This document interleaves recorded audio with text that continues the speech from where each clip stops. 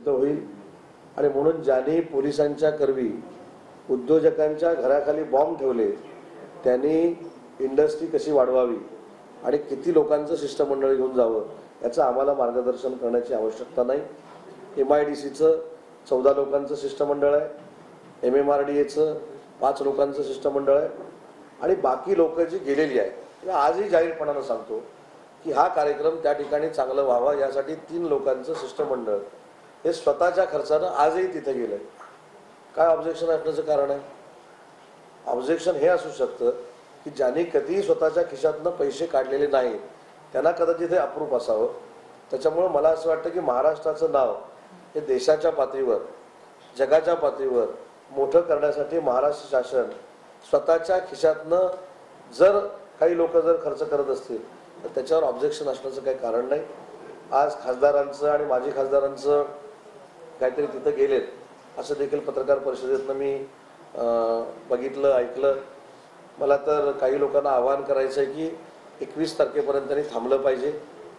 नक्की खर्च किती झाला आहे, किती होणार आहे हे सगळं बघितलं पाहिजे। आम्ही माहिती दिल्यानंतर परत ते माहितीच्या अधिकारामध्ये जातील, ते परत पत्र देतील, परत एक माहिती काढतील। या सगळ्या माहिती काढल्यानंतर महाराष्ट्राच्या जनतेच्या लक्षात येईल यावेळेचा डावोसचा दौरा हा कमी पैशामध्ये झालेला आहे।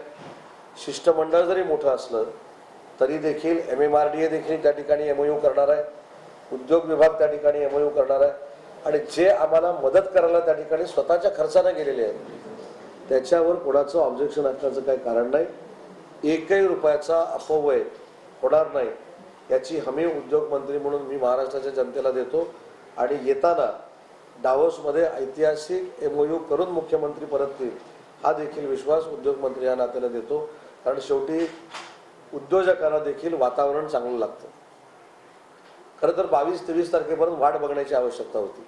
नक्की किती खर्च म्हणजे माझं उदाहरण देतो, मी ज्यावेळी वाघनखं आणण्यासाठी गेलो त्यावेळी उदय सामंतचा खर्च MIDCने केला आणि मग 3 दिवसांना तोंड कशी पडली।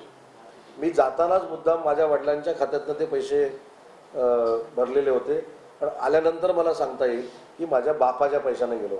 त्याच्यामुळे मी ऑलरेडी ते पैसे घेऊन गेलो होतो। त्यामुळे जरा 21 तारखेपर्यंत अजून थांबावं, जनतेची दिशाभूल करणं सोडावं आणि 21 तारखेला आम्ही ज्यावेळी आकडेवारी देऊ किती MOU झालेले आहेत, किती खर्च झालेला आहे, किती लोक होती, 70 लोक होती की 50 होती की 40 होती, 10 होती की 5 होती, हे पुराव्यानिशी ज्यावेळी सिद्ध होईल त्यावेळी मला असं वाटतं की या पत्रकार परिषदेला कुठं अर्थ आहे असं होईल। जाताना कोणी अपशकन करू नये। महाराष्ट्राच्या उद्धारासाठी महाराष्ट्राच्या युवा पिढीला रोजगार देण्यासाठी मुख्यमंत्री एकनाथ शिंदेजी, देवेंद्रजी आणि अजितदादा जे प्रयत्न करतायत ते अतिशय मोठे आहेत आणि